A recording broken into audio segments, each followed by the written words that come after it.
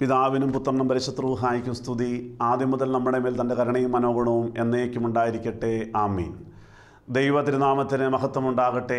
സ്വാന്തനമെന്ന ഈ ശുശ്രൂഷയിലൂടെ വീണ്ടും ഒരു പ്രാവശ്യം കൂടി നമ്മുടെ കർത്താവും രക്ഷകനുമായ യേശുക്രിസ്തുവിൻ്റെ തിരുവചനം പ്രഘോഷിക്കുവാൻ തക്കവണ്ണം ദൈവം തമ്പുരാൻ ആയുസ്സും ആരോഗ്യവും തന്നതിനെ ഓർത്തുകൊണ്ട് ദൈവത്തെ സ്തുതിച്ചുകൊണ്ട് എല്ലാ പ്രിയപ്പെട്ടവർക്കും യേശുവിൻ്റെ നാമത്തിൽ എൻ്റെ സ്നേഹവന്ദനം ഏറ്റവും വിനയത്തോടുകൂടി അറിയിക്കുന്നു. ദൈവത്തിൻ്റെ വലിയ കൃപയാൽ വലിയ നോമ്പിൻ്റെ ദിനങ്ങളിലൂടെ നാം കടന്നു പോകുമ്പോൾ ഇന്ന് പ്രത്യേകിച്ച് ഈ ഓശാന ഞായറാഴ്ചയുടെ അനുഗ്രഹീതമായ ദിവസത്തിൽ നമുക്കെല്ലാവർക്കും രാവിലെ പള്ളിയിൽ പോകുവാൻ, വിവിധങ്ങളായ ദേവാലയങ്ങൾ കടന്നു പോകുവാനും, ഓശാന പെരുന്നാൾ സംബന്ധിക്കുവാനും, മനോഹരമായ ശുശ്രൂഷകൾ പങ്കാളികളാകുവാനും ദൈവം തമ്പുരാൻ്റെ അവസരം കൂടി തന്നല്ലോ. ദൈവത്തെ സ്തോത്രം ചെയ്യാം. പ്രിയ സഹോദരങ്ങളെ, ഇന്ന് നമ്മുടെ ദൈവാലയങ്ങളിൽ വായിച്ചു കേട്ടതായ ഏവൻഗേലിയം ഭാഗമാണ് ഇന്ന് ചിന്തിക്കുവാൻ, ധ്യാനിക്കുവാനും ഞാൻ കർത്താവിൽ ആശ്രയിച്ചുകൊണ്ട് ആഗ്രഹിക്കുന്നത്. ഓശാന ഞായറാഴ്ച സന്ധ്യാപ്രാർത്ഥനയിലും രാത്രിയുടെ പ്രാർത്ഥന, അതുപോലെ പ്രഭാത പ്രാർത്ഥനയിലും കുരുത്തോല വാഴുവിൻ്റെ ശുശ്രൂഷയുമെല്ലാം ഒരേ ഭാഗം തന്നെയാണ് നാം വായിച്ചു കേൾക്കുന്നത്. വിശുദ്ധ ലൂക്കോസിന് സുവിശേഷം 19-ാം അധ്യായം 29 മുതൽ 31 വരെയുള്ളതായ വേദഭാഗങ്ങൾ നമുക്ക് ഒന്ന് ധ്യാനിക്കാം. സമാനമായ മറ്റ് സുവിശേഷ ഭാഗങ്ങൾ നാം ഇന്ന് വായിച്ചു കേട്ടപ്പോൾ ലൂക്കോസിന് സുവിശേഷം നാം ഇങ്ങനെയാണ് വായിച്ചു കേട്ടത്. അവൻ ഒലീവ് മലയരികെ ബെത്ഫാഗയ്ക്കും ബേഥാന്യയ്ക്കും സമീപിച്ചപ്പോൾ ശിഷ്യന്മാരിൽ 2 പേരെ അയച്ചു. നിങ്ങൾക്കെതിരെയുള്ള ഗ്രാമത്തിൽ ചെല്ലുവിൻ. അതിൽ കടക്കുമ്പോൾ ആരും ഒരിക്കലും കയറിയിട്ടില്ലാത്ത ഒരു കഴുതക്കുട്ടിയെ കെട്ടിയിരിക്കുന്നത് കാണും. അതിനെ അഴിച്ചു കൊണ്ടുവരുവിൻ. അതിനെ അഴിക്കുന്നത് എന്ത് എന്ന് ആരെങ്കിലും നിങ്ങളോട് ചോദിച്ചാൽ കർത്താവിന് ഇതിനെക്കൊണ്ട് ആവശ്യമുണ്ട് എന്ന് പറവിൻ എന്ന് പറഞ്ഞു. ദൈവ തിരുനാമത്തിന് മഹത്വമുണ്ടാകട്ടെ. വായിച്ചു കേട്ടത് ലൂക്കോസ് സുവിശേഷമാണ് എങ്കിലും മറ്റ് സമാന സുവിശേഷങ്ങളിലും ഈ ഭാഗം രേഖപ്പെടുത്തി വെച്ചിട്ടുണ്ട്. ഞാൻ ചിന്തിക്കുന്നു, വിശുദ്ധ ബൈബിളിലെ ഏറ്റവും മനോഹരമായ ഒരു വേദഭാഗമാണല്ലോ ഇത്. ഇവിടെ നാം കാണുന്നത് കർത്താവ് തമ്പുരാൻ താൻ ഏറ്റവും സ്നേഹിക്കുന്ന 2 പ്രിയ ശിഷ്യന്മാരെ വിളിച്ചിട്ട് കാര്യം പറയുന്നു. അവരുടെ പേര് പറയുന്നില്ല എങ്കിലും വേദശാസ്ത്രജ്ഞന്മാർ അഭിപ്രായപ്പെടുന്നു, നമ്മുടെ പിതാക്കന്മാർ അഭിപ്രായപ്പെടുന്നു, പത്രോസും യോഹന്നാനുമാണ് ആ 2 ശിഷ്യന്മാരെന്ന്. ആ ശിഷ്യന്മാരോട് കർത്താവ് പറയുന്നു, നിങ്ങൾക്കെതിരെയുള്ള ഗ്രാമത്തിൽ കടന്നു ചെല്ലുമ്പോൾ അവിടെ ആരും കയറിയിട്ടില്ലാത്ത ഒരു കഴുതക്കുട്ടിയെ കെട്ടിയിരിക്കുന്നത് കാണും. അതിനെ നിങ്ങൾ അഴിച്ചുകൊണ്ട് പോരേണം. അവിടെ കെട്ടപ്പെട്ട കഴുതയെ കാണുകയാണ്. സഹോദരങ്ങളെ, കർത്താവ് വീണ്ടും പറയുകയാണ്, അതിനെ അഴിക്കുന്നത് എന്തിനെന്ന് ആരെങ്കിലും നിങ്ങളോട് ചോദിച്ചാൽ ഞങ്ങളുടെ കർത്താവിന് ഇതിനെക്കൊണ്ട് ആവശ്യമുണ്ട് എന്ന് പറവിൻ. കർത്താവിൻ്റെ ആ കൽപ്പന പോലെ, കർത്താവ് അരുളിച്ചതുപോലെ 2 ശിഷ്യന്മാരും ആ ഗ്രാമത്തിലേക്ക് കടന്നു ചെല്ലുമ്പോൾ അവിടെ കാണുന്നു ഒരു കഴുതയെ കെട്ടിയിരിക്കുന്ന അവസ്ഥയിൽ. അനുഗ്രഹിക്കപ്പെട്ട ദൈവജനമേ, അവർ ആ കഴുതയെ കാണുമ്പോൾ കഴുതക്കുട്ടിയെ കെട്ടിയിരിക്കുകയാണ്. ബന്ധനത്തിലാക്കപ്പെട്ട കഴുതയാണ്. കഴുതയ്ക്ക് സ്വാതന്ത്ര്യമില്ല. അങ്ങോട്ടോ ഇങ്ങോട്ടോ നടക്കുവാനോ ഓടുവാനോ ചാടുവാനോ സാധിക്കുന്നില്ല. എന്നാൽ കർത്താവിൻ്റെ നിർദ്ദേശമനുസരിച്ച് അവർ ആ കഴുതക്കുട്ടിയെ അഴിച്ചു കൊണ്ടുപോരുമ്പോൾ ചോദിക്കുന്നുണ്ട്, എന്തിനാണ് കഴുതക്കുട്ടിയെ അഴിച്ചു കൊണ്ടുപോകുന്നത്? ആ കഴുതക്കുട്ടിയുടയവൻ. അവർ പറയുന്നു, ഞങ്ങളുടെ കർത്താവിന് ഈ കഴുതയെ കൊണ്ട് ആവശ്യമുണ്ട് എന്ന്. പിന്നീട് നാം കാണുന്നത് ഏറ്റവും മനോഹരമായ കാഴ്ചകളാണല്ലോ. ആ കഴുതക്കുട്ടി അഴിച്ചു കൊണ്ടുവന്ന കർത്താവിൻ്റെ മുമ്പിലേക്ക് നിർത്തുകയാണ്. ആ കഴുതക്കുട്ടി വിനയത്തോടെ അവിടെ കർത്താവിൻ്റെ മുമ്പിൽ നിൽക്കുമ്പോൾ കഴുതക്കുട്ടിയുടെ പുറത്ത് ഇതാ ശിഷ്യന്മാർ വസ്ത്രം വിരിക്കുന്നുണ്ട്. യേശു തമ്പുരാൻ ആ കഴുതമേൽ വാഹനമേറുകയാണ്. ദൈവത്തിൻ്റെ നാമത്തിന് മഹത്വമുണ്ടാകട്ടെ. യേശു തമ്പുരാൻ കഴുതമേൽ വാഹനമേറിക്കഴിഞ്ഞപ്പോൾ ആ കഴുത ഒരു പുതിയ ജൈത്രയാത്ര ആരംഭിക്കുകയായിരുന്നു. ഒരിക്കൽ പോലും കണ്ടിട്ടില്ലാത്ത ഒരു പുതിയ വഴിയിലൂടെ കഴുത തൻ്റെ ജൈത്രയാത്ര ആരംഭിക്കുമ്പോൾ അവിടെ നാം കാണുന്നു അനേകം ആളുകൾ, കർത്താവിൻ്റെ ശിഷ്യന്മാർ, അനേകം ആളുകളെല്ലാം യേശുവിൻ്റെ പിന്നാലെയുണ്ട്. യേശുവിൻ്റെ മുന്നിലും പിന്നിലുമായി യാത്ര ചെയ്യുകയാണ്. ഒത്തിരി ആളുകൾ ഇതാ വഴിയിൽ വസ്ത്രങ്ങൾ വിരിക്കുന്നു. വൃക്ഷക്കൊമ്പുകൾ വെട്ടിക്കൊണ്ടുവന്ന് വഴിയിൽ വിതറുകയാണ്. അനേകം ആളുകൾ ഇങ്ങനെ മുന്നോട്ട് പോകുമ്പോൾ ഒത്തിരി ആളുകൾ യേശുവിൻ്റെ ശിഷ്യന്മാരുൾപ്പെടെ വിളിച്ചു പറയുന്നുണ്ട്, ഹോശാന, കർത്താവിൻ്റെ നാമത്തിൽ വരുന്നവൻ വാഴ്ത്തപ്പെട്ടവൻ, കർത്താവിൻ്റെ നാമത്തിൽ വരുന്നതായി നമ്മുടെ പിതാവായ ദാവീദിൻ്റെ രാജ്യവും വാഴ്ത്തപ്പെട്ടതാകുന്നു. സ്വർഗത്തിൽ സമാധാനം, ഉന്നതങ്ങളിൽ സ്തുതി, അത്യുന്നതങ്ങളിൽ ഓശാന എന്ന് എല്ലാവരും ആർത്തുപാടി സ്തുതിച്ചുകൊണ്ട് അങ്ങനെ യാത്ര മുന്നോട്ട് പോകുമ്പോൾ നാം കാണുന്നു ആ ഒരു പുതിയ വഴിയിലൂടെ യാത്ര ചെയ്ത് ആ കഴുതക്കുട്ടി ഇതാ യേശുക്രിസ്തുവിനെയും വഹിച്ചുകൊണ്ട് യെരൂശലേം ദേവാലയത്തിലേക്ക് ചെന്ന് കയറുന്നതായ ആ യാത്ര എത്ര സന്തോഷമുള്ള യാത്രയായിരുന്നു. പ്രിയ ദൈവജനമേ, നാം ഇവിടെ ചിന്തിക്കുന്നത് ആ കഴുതക്കുട്ടിമേൽ യേശു തമ്പുരാൻ വാഹനമേറിയപ്പോൾ ഒരു പുതിയ വഴിയിലൂടെ ആ കഴുതക്കുട്ടി യാത്ര ചെയ്ത് ഒരിക്കൽ പോലും കണ്ടിട്ടില്ലാത്തതായ കയറിയിട്ടില്ലാത്തതായ യെരൂശലേം ദേവാലയത്തിൻ്റെ മതിൽക്കെട്ടിനുള്ളിലേക്ക് ആ കഴുതക്കുട്ടിക്ക് ചെന്ന് കയറാൻ സാധിച്ചു എന്നുള്ളതാണ്. യേശുക്രിസ്തു വാഹനമേറിയത് കൊണ്ടാണ് അന്ന് ആ കഴുതക്കുട്ടിക്ക് ആ ഭാഗ്യം ഉണ്ടായത്. സഖറിയ പ്രവാചകന്റെ പുസ്തകം 9-ാം അധ്യായം 9-ാം വാക്യം. ആ വാക്യം ഒന്ന് പരിശോധിക്കുമ്പോൾ സഖറിയ പ്രവാചകന്റെ പുസ്തകം 9-ാം അധ്യായം 9-ാം വാക്യത്തിൽ നാം കാണുന്നത്, സീയോൻ പുത്രിയെ ഉച്ചത്തിൽ ഘോഷിച്ചാനന്ദിക്കുക, യെരൂശലേം പുത്രിയെ ആർപ്പിടുക, ഇതാ നിന്റെ രാജാവ് നിന്റെ അടുക്കൽ വരുന്നു, അവൻ നീതിമാനും ജയശാലിയും താഴ്മയുള്ളവനുമായി കഴുതപ്പുറത്തും പെൺകഴുതിയുടെ കുട്ടിയായ ചെറുകഴുതപ്പുറത്തും കയറി വരുന്നു. ദൈവത്തിൻ്റെ മഹത്വമുണ്ടാകട്ടെ. യേശുക്രിസ്തു ജനിക്കുന്നതിന് മുമ്പ് 450 വർഷം മുൻപ് ജീവിച്ചിരുന്നതായ സഖറിയ പ്രവാചകൻ ഇതാ പ്രവചനത്തിലൂടെ പറയുകയാണ്, യേശു തമ്പുരാൻ ആ ഊശാന പെരുന്നാളിൽ പെൺകഴുതക്കുട്ടിയുടെ പുറത്ത് വാഹനമേറുന്ന ഏറ്റവും മനോഹരമായ കാഴ്ചയെക്കുറിച്ച്. അനുഗ്രഹിക്കപ്പെട്ട ദൈവജനമേ, ഈ ലോകത്തിലെ ഏറ്റവും ഹീനമായ മൃഗമെന്ന് വേണമെങ്കിൽ വിശേഷിപ്പിക്കാവുന്നതായ, എല്ലാവരും തള്ളിക്കളയുന്നതായ ഒരു കഴുതക്കുട്ടിയെയാണ് നമ്മുടെ കർത്താവ് വാഹനമേറുവാനായിട്ട് തിരഞ്ഞെടുത്തത്. ഈ നാളിൽ, ഈ ഓശാന പെരുന്നാളിൽ നാം ചിന്തിക്കേണ്ടതായ കാര്യം, നമ്മുടെ ജീവിതത്തിൽ പലപ്പോഴും എല്ലാവരും ചിന്തിക്കുന്ന കാര്യം, എന്തുകൊണ്ട് ജീവിതം അനുഗ്രഹിക്കപ്പെടുന്നില്ല, സന്തോഷമുണ്ടാകുന്നില്ല, സമാധാനമുണ്ടാകുന്നില്ല, അഭിവൃദ്ധി ഉണ്ടാകുന്നില്ല, പ്രാർത്ഥനയ്ക്ക് മറുപടി കിട്ടുന്നില്ല.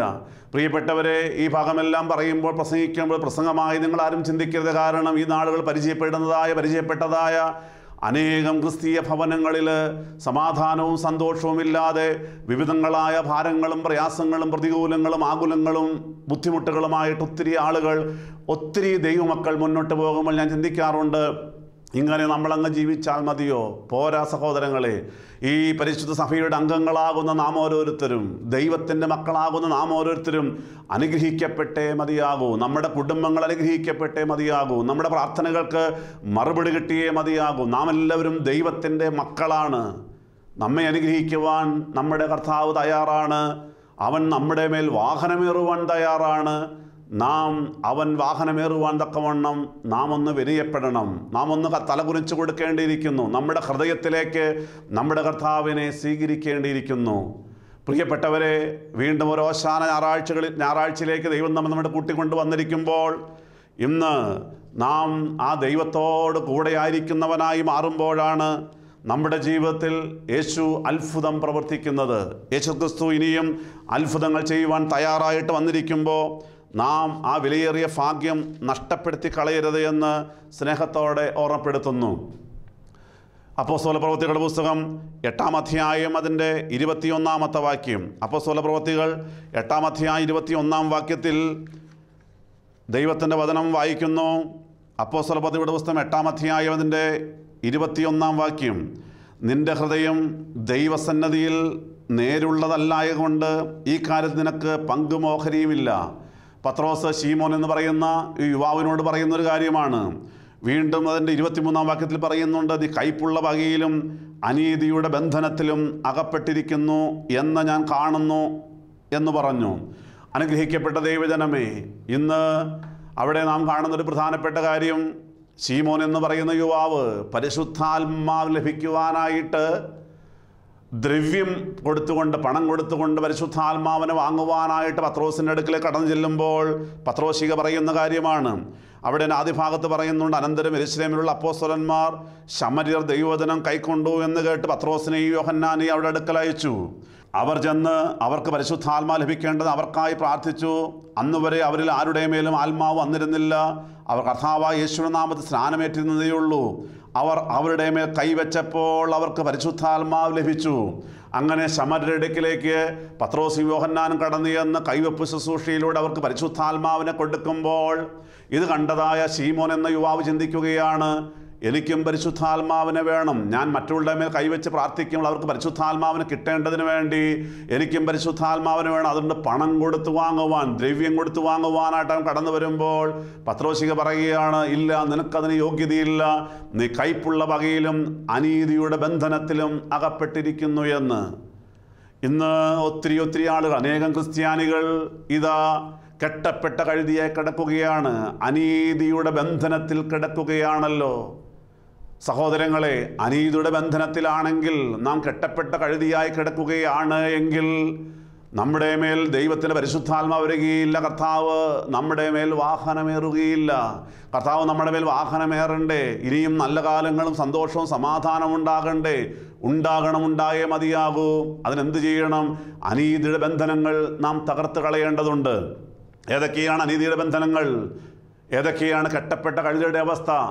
മദ്യപാനമാകുന്ന അനീതി, പുകവലി, ചീട്ടുകളി, പ്രണയബന്ധങ്ങൾ, വിവാഹേതര ബന്ധങ്ങളും വിവാഹപൂർവ്വ ബന്ധങ്ങളും, മന്ത്രവാദവും കൂടോത്രവും ആഭിചാരവും, ഇതെല്ലാം അനീതിയുടെ ബന്ധനങ്ങളാണ്. കെട്ടപ്പെട്ട് കിടക്കുന്ന കഴുതയുടെ അനുഭവത്തിലാണ്. പോരാ പ്രിയപ്പെട്ടവരെ, പ്രാർത്ഥനയില്ലായ്മയും അഹങ്കാരവും, ആത്മീയ അഹങ്കാരവും നിഗളവും, അരുതാത്ത മോഹങ്ങളും അരുതാത്ത കാഴ്ചകളും, ആരാധനയ്ക്ക് പോകാൻ താല്പര്യമില്ലായ്മയും, വചനത്തോടുള്ളതായ താല്പര്യമില്ലായ്മ, ഇതെല്ലാം അനീതിയുടെ ബന്ധനങ്ങളാണ്. സ്നേഹമില്ലായ്മ, പക, വിദ്വേഷം, സംശയരോഗം, ഇതെല്ലാം അനീതിയുടെ ബന്ധനങ്ങളാണ്. പ്രിയപ്പെട്ട സഹോദരങ്ങളെ, ഇതെല്ലാം ആ കെട്ടപ്പെട്ട് കിടക്കുന്ന കഴുതയുടെ അനുഭവത്തിൽ നമ്മളെ കൊണ്ടുപോവുകയാണ്. കെട്ടഴിക്കുവാൻ നമ്മുടെ കർത്താവ് തയ്യാറാണ്. അവൻ നമ്മുടെ മേൽ വാഹനമേറുവാനും തയ്യാറാണ്. പ്രിയ സഹോദരങ്ങളെ, അങ്ങനെ നമ്മുടെ കർത്താവ് നമ്മുടെ മേൽ വാഹനമേറുമ്പോഴാണ് നാം ഒരു പുതിയ വഴിയിലൂടെ യാത്രയാകുന്നത്, ജീവൻ്റെ വഴിയിലൂടെ യാത്രയാകുന്നത്. എന്തിനു വേണ്ടിയാണ്? ആ നിത്യ ഭവനം കാക്ഷിച്ചുകൊണ്ട്, കർത്താവ് നമുക്ക് വേണ്ടി ഒരുക്കിയിരിക്കുന്നതായ ആ നിത്യരാജ്യം കാക്ഷിച്ചുകൊണ്ട് നമുക്ക് യാത്രയാകുവാൻ സാധിക്കുന്നത്. ആ കഴുതമേൽ യേശുതമ്പുരാൻ വാഹനമേറി കഴുത യെരൂശലേം ദേവാലയത്തിൻ്റെ മതിൽക്കെട്ടിനുള്ളിൽ കടന്നു കയറിയതുപോലെ നമുക്കും ഇതാ നമ്മുടെ ആത്യന്തിക ലക്ഷ്യം എന്ന് പറയുന്നത് നിത്യഭവനമാണല്ലോ. നമ്മുടെ കർത്താവ് നമുക്ക് ഒരുക്കിയിരിക്കുന്ന നിത്യഭവനം. ആ നിത്യഭവനത്തിലേക്ക് യാത്രയാകണമെങ്കിൽ നാം ജീവൻ്റെ വഴിയിലൂടെ യാത്ര ചെയ്യണം. ജീവൻ്റെ വഴിയിലൂടെ യാത്ര ചെയ്യണമെങ്കിൽ നമ്മുടെ കർത്താവും രക്ഷകനുമായ യേശുതമ്പുരാൻ നമ്മുടെ മേൽ വാഹനമേറണം. സഹോദരങ്ങളെ, അനീതിയുടെ ബന്ധനങ്ങൾ അഴിച്ചു കളയണം. അതിന് വേണ്ടത് ആദ്യം വായിച്ച 21-ാം വാക്യം, 8-ാമത്തെ 21-ാം വാക്യം പറയുന്ന പോലെ, നിന്റെ ഹൃദയം ദൈവസന്നദ്ധിയിൽ നേരുള്ളതല്ലായതുകൊണ്ട് ഈ കാര്യത്തിൽ നിനക്ക് പങ്കും ഓഹരിയുമില്ല എന്ന് ശീമോൻ എന്ന് പറയുന്ന യുവാവിനോട് പത്രോശിക പറയുകയാണ്. നിന്റെ ഹൃദയം നേരുള്ളതല്ലല്ലോ, കാരണം നീ പരിശുദ്ധാത്മാവിനെ പണം കൊടുത്ത് വാങ്ങുവാൻ വന്നവനാണല്ലോ. നിന്റെ ഹൃദയം നേരുള്ളതല്ല, വക്രത നിറഞ്ഞതാണ്, അഹങ്കാരമുള്ളതാണ്, പണം കൊണ്ട് എന്തും നേടാമെന്ന് ചിന്തിക്കുന്നവനാണ് നീ. സഹോദരങ്ങളെ, അവന് പരിശുദ്ധാത്മാവിന് ദാനമായി അവിടെ ലഭിക്കുന്നില്ല. ഇതുപോലെ നമ്മുടെ ഹൃദയത്തിൽ യേശുവിനെ സ്വീകരിക്കുവാൻ നാം തയ്യാറാകണം. നമ്മുടെ ഹൃദയത്തിൻ്റെ വാതിൽ നമ്മുടെ കർത്താവ് എപ്പോഴും മുട്ടിക്കൊണ്ടിരിക്കുകയാണല്ലോ. വെളിപാട് പുസ്തകം 3:20, ഞാൻ വാതിൽക്കൽ നിന്ന് മുട്ടുന്നു, ആരെങ്കിലും എൻ്റെ ശബ്ദം കേട്ട് വാതിൽ തുറന്നാൽ ഞാൻ അവനോടും അവൻ എന്നോടും കൂടെ അത്താഴം കഴിക്കും. പ്രിയപ്പെട്ടവരെ, നമ്മുടെ കർത്താവ് നമ്മുടെ കൂടെ ഉണ്ടെങ്കിലേ നമ്മുടെ ജീവിതം അനുഗ്രഹപ്രദമാകുകയുള്ളൂ. നമ്മുടെ കർത്താവ് ആ കാര്യം പറഞ്ഞിട്ടുണ്ടല്ലോ. യോഹന്നാന്റെ സുവിശേഷം 15-ാം അധ്യായം അതിൻ്റെ 5-ാം വാക്യം, ഞാൻ മുന്തിരിവള്ളിയും നിങ്ങൾ കൊമ്പുകളുമാകുന്നു, ഒരുത്തൻ എന്നിലും ഞാൻ അവനിലും വസിക്കുന്നു എങ്കിൽ അവൻ വളരെ ഫലം കായ്ക്കും. വീണ്ടും കർത്താവ് പറയുകയാണ്, എന്നെ പിരിഞ്ഞ് നിങ്ങൾക്ക് ഒന്നും ചെയ്യുവാൻ കഴിയുകയില്ല എന്ന്. യേശുവിനെ പിരിഞ്ഞ്, യേശു കൂടാതെ, നമ്മുടെ കർത്താവ് കൂടെയില്ലെങ്കിൽ നമുക്കൊന്നും ചെയ്യുവാൻ സാധിക്കുകയില്ല. അഥവാ പിശാച് നമ്മളൊക്കെ കൂടെയുണ്ടായി എന്തെങ്കിലും നമ്മളെ കൊണ്ട് നിൽക്കുന്നുവെങ്കിൽ അതെല്ലാം താൽക്കാലികമാണ്. നമ്മുടെ കർത്താവ് നമ്മുടെ കൂടെ ഉണ്ടെങ്കിൽ മാത്രമേ നമുക്ക് ഫലം പുറപ്പെടുവിക്കുവാൻ സാധിക്കുകയുള്ളൂ, നമുക്ക് നന്മ പ്രവർത്തിക്കാൻ സാധിക്കുകയുള്ളൂ, നമ്മുടെ ജീവിതം അനുഗ്രഹപ്രദമാകുകയുള്ളൂ. നാം എവിടെ ചെന്നാലും ആ ചെന്ന് ചെല്ലുന്ന ഇടങ്ങൾ അനുഗ്രഹപ്രദമായി മാറുകയുള്ളൂ. യോഹന്നാന്റെ സുവിശേഷം തന്നെ 15-ാം അധ്യായം 1-ാം വാക്യത്തിൽ കർത്താവ് പറയുകയാണ്, ഞാൻ സാക്ഷാൽ മുന്തിരിവള്ളിയും എൻ്റെ പിതാവ് തോട്ടക്കാരനാകുന്നു. പ്രിയപ്പെട്ടവർ, കർത്താവ് മുന്തിരിവള്ളിയാണ്, പിതാവാം ദൈവം തോട്ടക്കാരനുമാണ്. നാം ഓരോരുത്തരും അതിനോട് ചേർന്ന് കർത്താവിൻ്റെ കൂടെ നടക്കുന്നവരായി മാറുമ്പോൾ മാത്രമാണ് നമുക്ക് ഫലം കായ്ക്കുവാനായിട്ട് സാധിക്കുകയുള്ളൂ. ദൈവതിരുനാമത്തിന് മഹത്വമുണ്ടാകട്ടെ. നമ്മൾ കൊമ്പുകളായി മാറണം. പ്രിയപ്പെട്ടവരെ, അങ്ങനെ ആ പിതാവാം ദൈവം. ആ പിതാവാം ദൈവം ഇതാ തോട്ടക്കാരനാണ്. യേശുക്രിസ്തു മുന്തിരി വള്ളിയാണ്. നാം കൊമ്പുകളായി മാറുമ്പോഴാണ് ആ യേശു നമ്മുടെ കൂടെ ഉണ്ടാവുകയുള്ളൂ. യേശു നമ്മുടെ കൂടെ ഉണ്ടാകുന്നുവെങ്കിൽ മാത്രമേ നമുക്ക് ഫലം പുറപ്പെടുവിക്കുവാൻ സാധിക്കുകയുള്ളൂ. എന്നെ പിരിഞ്ഞ് നിങ്ങൾക്ക് ഒന്നും ചെയ്യുവാനായിട്ട് കഴിയുകയില്ല. ദൈവതിരുനാമത്തിന് മഹത്വം ഉണ്ടാകട്ടെ. വീണ്ടും ആ വചനം കർത്താവ് പറയുകയാണ്, എന്നിൽ വസിക്കാത്തവനെ ഒരു കൊമ്പ് പോലെ പുറത്ത് കളഞ്ഞിട്ട് അവൻ ഉണങ്ങിപ്പോകുന്നു. ആ വക ചേർത്ത് തീയിൽ ഇടുന്നു, അത് വെന്തു പോകും. ദൈവതിരുനാമത്തിന് മഹത്വം. ഞാൻ ആദ്യം പറഞ്ഞതുപോലെ കർത്താവ് കൂടെയില്ല എങ്കിൽ, അവനിൽ വസിക്കാത്തവൻ, അവൻ്റെ കൽപ്പനകൾ പാലിക്കാത്തവനെ സംബന്ധിച്ച് കുറച്ച് നാൾ അങ്ങനെയൊക്കെ മുന്നോട്ട് പോയാലും കുറച്ച് കഴിയുമ്പോൾ അതെല്ലാം തകർന്ന് ഉണങ്ങിപ്പോകുന്നതായ, കത്തിപ്പോകുന്നതായ അവസ്ഥയിലേക്ക് മാറിപ്പോകും നമ്മൾ പലപ്പോഴും കാണാറുണ്ട്. പ്രിയപ്പെട്ടവരെ, അഹങ്കരിച്ചു പോകുന്നവരെല്ലാം കുറച്ച് കഴിയുമ്പോൾ താളടിയായി പോകുന്നത് നാം കാണാറുള്ള കാഴ്ചകളാണല്ലോ. വീണ്ടും കർത്താവ് പറയുകയാണ്, ഇതാ നിങ്ങൾ വളരെ ഫലം കായ്ക്കുന്നതിനാൽ എൻ്റെ പിതാവ് മഹത്വപ്പെടുന്നു. അങ്ങനെ നിങ്ങൾ എൻ്റെ ശിഷ്യന്മാരാകും. പിതാവ് എന്നെ സ്നേഹിക്കുന്ന പോലെ ഞാനും നിങ്ങളെ സ്നേഹിക്കുന്നു. എൻ്റെ സ്നേഹത്തിൽ വസിപ്പിൻ. ഞാൻ എൻ്റെ പിതാവിൻ്റെ കൽപ്പനകൾ പ്രമാണിച്ച് അവൻ്റെ സ്നേഹത്തിൽ വസിക്കുന്നത് പോലെ നിങ്ങൾ എൻ്റെ കൽപ്പനകൾ പ്രമാണിച്ചാൽ എൻ്റെ സ്നേഹത്തിൽ വസിക്കും. ദൈവതിരുനാമത്തിന് മഹത്വം ഉണ്ടാകട്ടെ.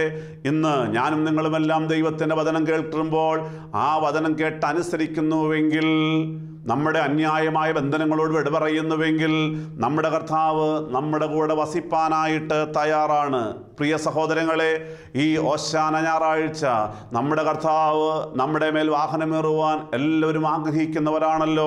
അങ്ങനെ ആഗ്രഹിക്കുന്നുവെങ്കിൽ നിരന്തരമായി ഈ സുവിശേഷ വചനങ്ങൾ ഞാനും നിങ്ങളും കേട്ട് മുന്നോട്ട് പോകുമ്പോൾ അത് നമുക്ക് പ്രാവർത്തികമാക്കുവാനായിട്ട് തീരുമാനമെടുക്കാം. അത് പ്രാവർത്തികമാക്കുമ്പോഴാണ് യെഹെസ്കേൽ പ്രവാചന പുസ്തകം 31-ാം അധ്യായം 10-ാം വാക്യത്തിൽ പ്രകാരമാണ് പറയുന്നത്, നിങ്ങൾ എൻ്റെ വചനം കേട്ട് ഹൃദയത്തിൽ സംഗ്രഹിക്കണമെന്ന്. സഹോദരങ്ങളെ, വചനം കേട്ട് ഹൃദയത്തിൽ സംഗ്രഹിച്ചുകൊണ്ട് അതനുസരിച്ച് നാം മുന്നോട്ട് പോകുമ്പോൾ, അവൻ്റെ കൽപ്പനകളെ പ്രമാണിച്ച് മുന്നോട്ട് പോകുമ്പോൾ നമ്മുടെ കർത്താവ് നമ്മോടുകൂടെ വസിക്കും.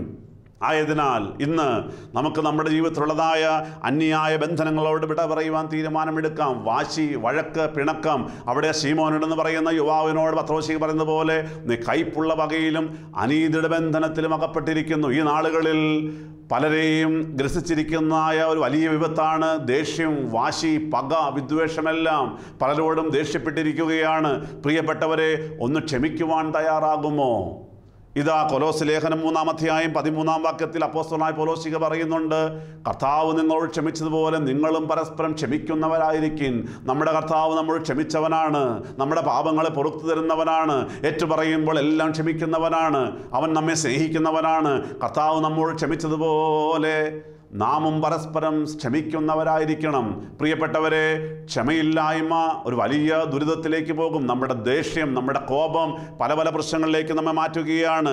എഫേസ്യ ലേഖനം 4-ാം അധ്യായം 27-ാം വാക്യത്തിൽ പൗലോസ് പറയുന്നുണ്ട്, പിശാചിന് ഇടം കൊടുക്കരുത് എന്ന്. പിശാചിന് ഇടം കൊടുക്കരുത്. ദേഷ്യം വന്ന്, തൊട്ടുമുമ്പ് ദേഷ്യത്തെക്കുറിച്ചാണ് പറയുന്നത്.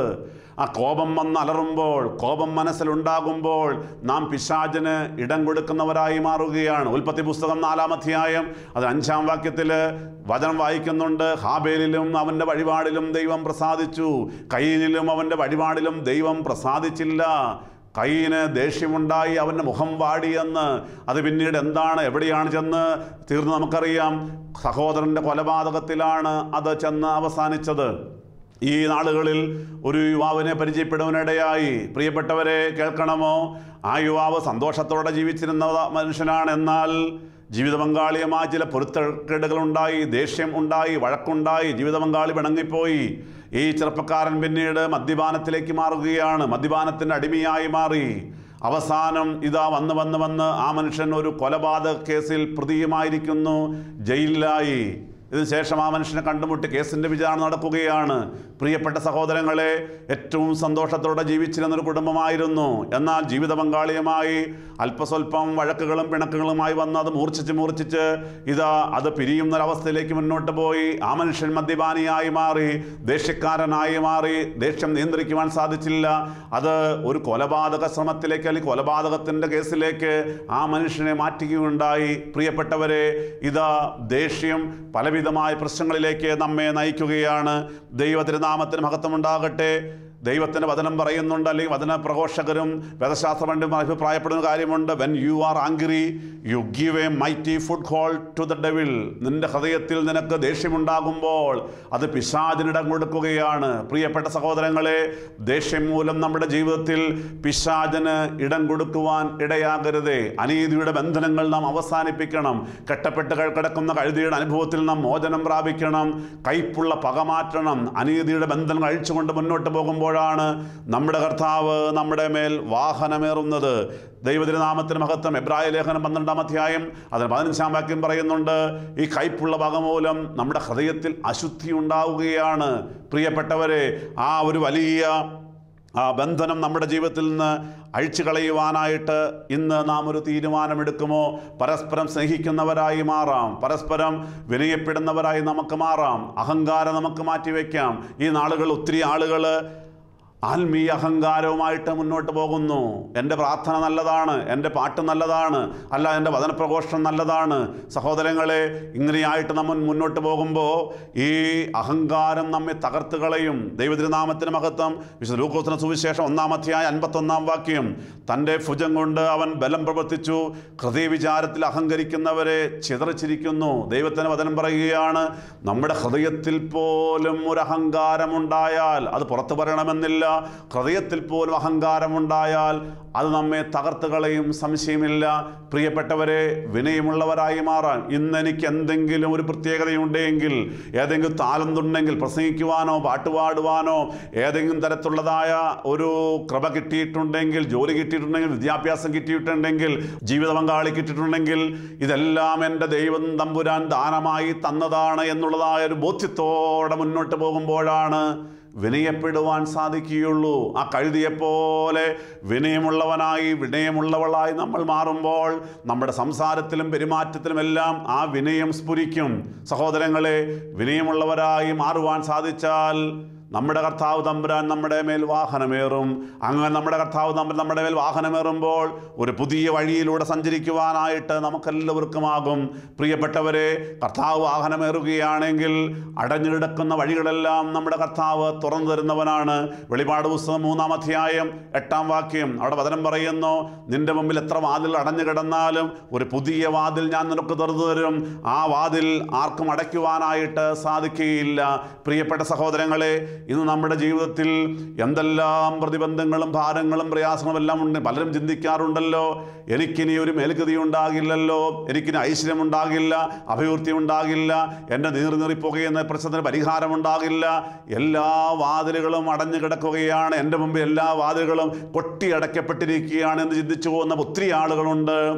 അങ്ങനെയുള്ളവരോട് പറയട്ടെ, കർത്താവ് നിങ്ങളുടെ മേലൊന്ന് വാഹനമേറിയാൽ, കർത്താവ് നിങ്ങളുടെ ഹൃദയത്തിലേക്ക് എഴുന്നള്ളി വന്നാൽ, നിങ്ങളുടെ വീട്ടിലേക്ക് കർത്താവ് എഴുന്നള്ളി വന്നാൽ ഒരു പുതിയ വാതിൽ നമ്മുടെ കർത്താവ് തുറന്നു തരുവാൻ തയ്യാറാണ്. ആ വാതിൽ നമ്മുടെ കർത്താവ് തുറന്നു തന്നാൽ പിന്നെ മറ്റാർക്കും അടയ്ക്കുവാനായിട്ട് സാധിക്കുകയില്ല. അനുഗ്രഹിക്കപ്പെട്ട ദൈവജനമേ, നമ്മുടെ കർത്താവിനെ സ്വീകരിക്കുവാൻ തയ്യാറാകുമോ? നമ്മുടെ നിരാശ മാറ്റിത്തരുവാൻ നമ്മുടെ കർത്താവ് തയ്യാറാണ്. പ്രിയപ്പെട്ടവരെ, കാരണം അവൻ നമ്മെ ഓമനപ്പേർ ചൊല്ലി പേര് വിളിച്ചിരിക്കുന്ന ദൈവമാണ്. ഭയപ്പെടേണ്ട എന്ന് പറഞ്ഞുകൊണ്ട് എന്നെയും നിങ്ങളെയും നമ്മുടെ ഓമനപ്പേർ ചൊല്ലി വിളിക്കുന്ന നമ്മുടെ കർത്താവ്. ദൈവത്തിൻ്റെ വചനം പറയുന്നു, യിരെമ്യാ പ്രവാചന പുസ്തകം 31-ാം അധ്യായം 20-ാം വാക്യം പറയുന്നുണ്ട്, ഇതാ നീ എൻ്റെ ഓമനപുത്രനാണ് എന്ന്. പ്രിയ സഹോദരങ്ങളെ, നമ്മുടെ ഓമനപ്പേർ ചൊല്ലി വിളിച്ചിരിക്കുന്നതായ നമ്മളെ നീ എൻ്റെ ഓമനപുത്രനാണെന്ന് വിളിച്ചിരിക്കുന്ന നമ്മുടെ കർത്താവിൻ്റെ സന്നിധിയിലേക്ക് ഒന്ന് താഴ്ന്നു കൊടുത്തു കഴിഞ്ഞാൽ ഈ ദൈവം, നമ്മെ സ്നേഹിക്കുന്ന ദൈവം, നമ്മോട് മാറോട് ചേർത്തണയ്ക്കുന്ന നമ്മുടെ കർത്താവ് നമ്മെ കൈവിടുകയില്ല. നാം പോകുന്ന ഓരോ മേഖലകളിലും നമ്മെ അനുഗ്രഹിക്കുവാൻ നമ്മുടെ കർത്താവ് തയ്യാറാണ്.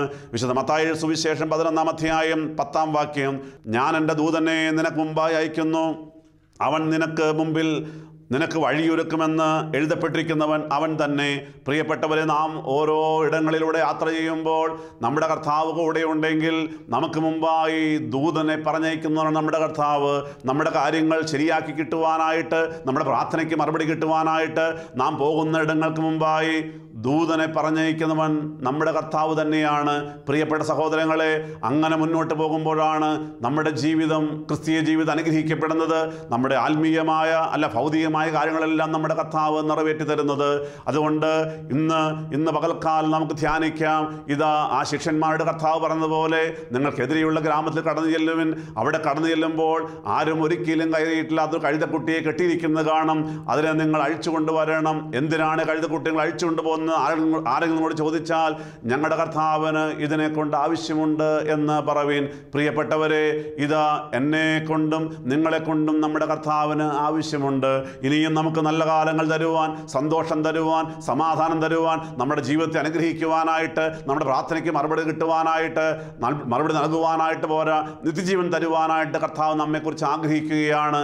നമ്മെക്കുറിച്ച് നമ്മുടെ കർത്താവിന് പദ്ധതിയുണ്ട്, ആവശ്യമുണ്ട്. അതുകൊണ്ട് നമുക്ക് നമ്മെ തന്നെ വിനയപ്പെടുത്താം. ഇതാ യേശുവേ, ഞാനിതാ ആ കഴുതയെപ്പോലെ വിനയത്തോടെ തലകുനിക്കുന്നു. യേശുവേ, നീ എൻ്റെ മേൽ വാഹനമേറണമെന്ന് നമുക്ക് പ്രാർത്ഥിക്കാം. ഒരു നിമിഷം കണ്ണുകളടയ്ക്കാം, നമുക്ക് പ്രാർത്ഥിക്കാം. കാരുണ്യവാനായ കർത്താവേ, ഈ മനോഹരമായ ഓശാന ഞായറാഴ്ച ഇന്ന് പ്രഭാതത്തിൽ പള്ളിയിൽ പോകുവാൻ, ആരാധിക്കുവാൻ, ഓശാന ശുശ്രൂഷയിൽ പങ്കെടുക്കുവാനായിട്ട് നീ ഭാഗ്യം തന്നുവല്ലോ. ഒരു പ്രാവശ്യം കൂടി നിന്റെ വചനം കേൾക്കുവാൻ നീ കൃപ തന്നു കർത്താവേ. ഇന്ന് ഞങ്ങൾ തീരുമാനമെടുക്കുന്നു, ഇനി മുതൽ കെട്ടപ്പെട്ട് കഴുതിയായി കിടക്കാതെ കെട്ടഴിഞ്ഞ കഴുതിയായി ഞങ്ങൾ തീരുവാൻ ആഗ്രഹിക്കുമ്പോൾ ഈ വചനം കേട്ടുകൊണ്ട് ഞങ്ങളിതാ വിനയത്തോടെ നിന്റെ തിരുസന്നിധിയിൽ ശിരസ്സ് നമിക്കുന്നു. യേശുവേ, നിന്റെ മക്കളുടെ മേൽ നീ വാഹനമേറണമേ, നീ വഴി നടത്തണമേ. പുതിയ വഴിയിലൂടെ സഞ്ചരിക്കുവാൻ, നിത്യജീവന്റെ വഴിയിലൂടെ സഞ്ചരിക്കുവാൻ നിന്റെ മക്കൾ കൃപ കൊടുക്കുമാറാകണമേ. നിന്റെ മക്കളുടെ ആവശ്യങ്ങളും ഭാരങ്ങളും എല്ലാ പ്രാർത്ഥനാവശ്യങ്ങളും നീ മറുപടി കൊടുക്കണമേ. പുതിയ വാതിൽ തുറന്നു കൊടുക്കണമേ. നിന്റെ ദൂതന്മാരെ മുന്നമേ പറഞ്ഞയക്കണമേ. യേശുവേ, ഓരോ മക്കളുടെയും ഭവനങ്ങളിലേക്ക് നീ എഴുന്നള്ളി ചെല്ലണമേ.